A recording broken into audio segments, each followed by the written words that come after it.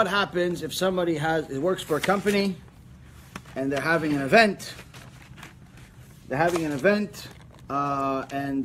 he can eat, but he chooses not to eat. Is it still okay? Okay, so now you have to understand this question has multiple parts to it.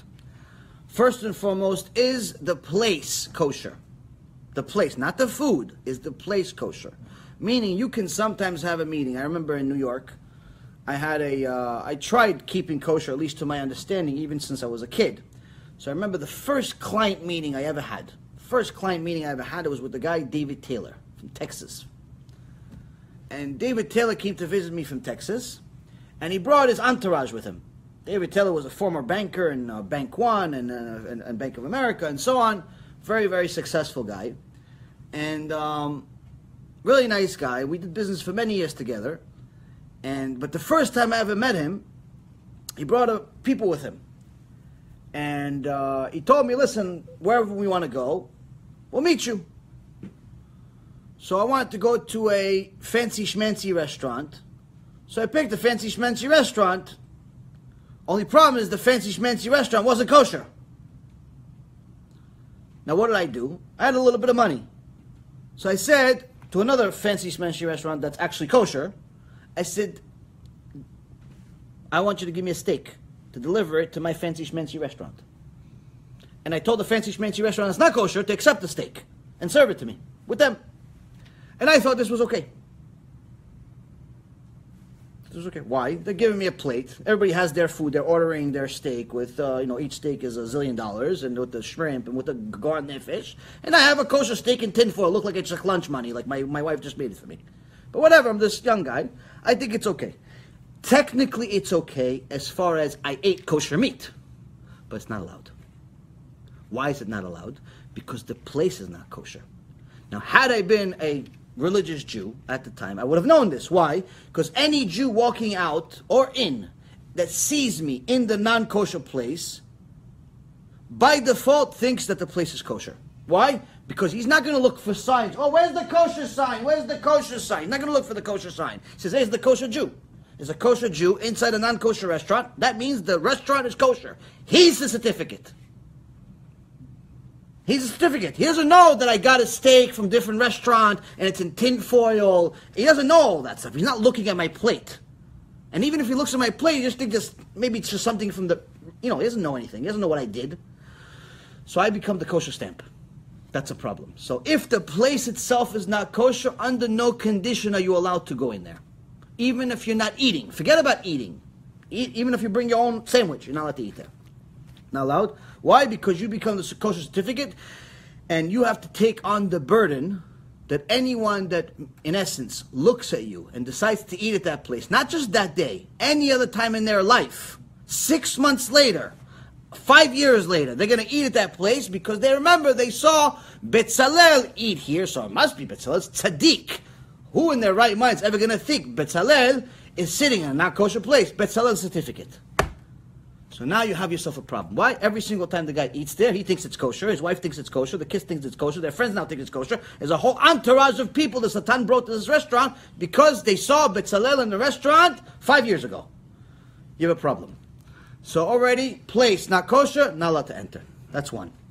Two, if the place is kosher and the food is kosher, second question is the environment kosher? Meaning, is this going to be an immodest place?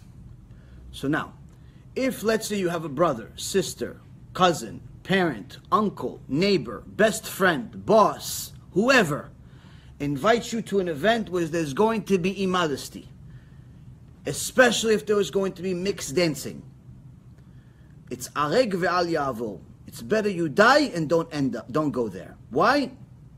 Because it's considered the same thing as actually being in intimate with these people. Why? Because that's what happens after the place. You become a partner to it. Again, some people don't like to hear this. Some people don't agree with it. But that's what the halakha is.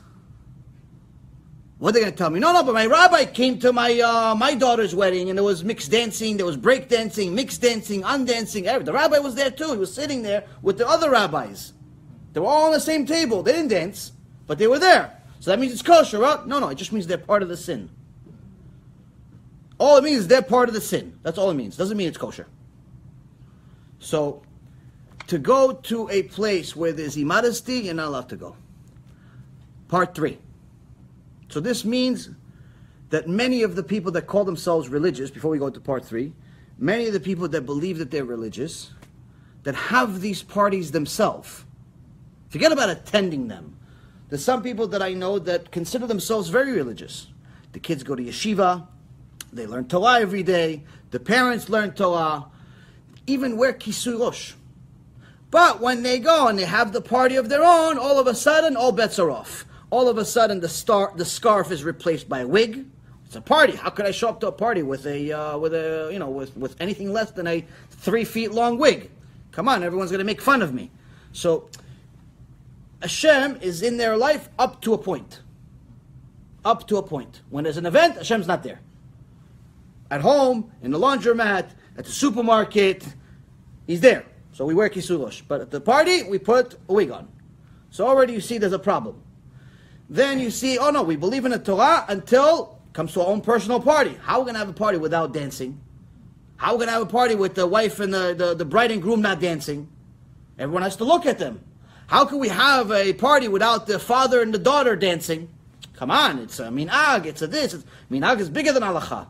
They start creating their own laws. So unfortunately, this brings a lot of asonot, a lot of disasters to Am Yisrael. You see that many people that had major disasters in their life, unfortunately these things preceded it. Just a reality. You want to go write blogs about me, you want to hate me, you want to do whatever it doesn't make a difference. I didn't write the law. You want to write, go deal with God. You want to go blame me for it? Alvai, that I was at fault for it. So that's the second thing in regards to modesty and where to attend, where not to attend. Last but not least, what's the point? What is the point of you attending? That's the point. That's the third. Third is, what is the outcome? What is the point of you attending? Now, if it's a business meal, and it's just a corporate. Now, if you don't attend, are you going to lose your job? If not, then you have to evaluate what's the benefit of going.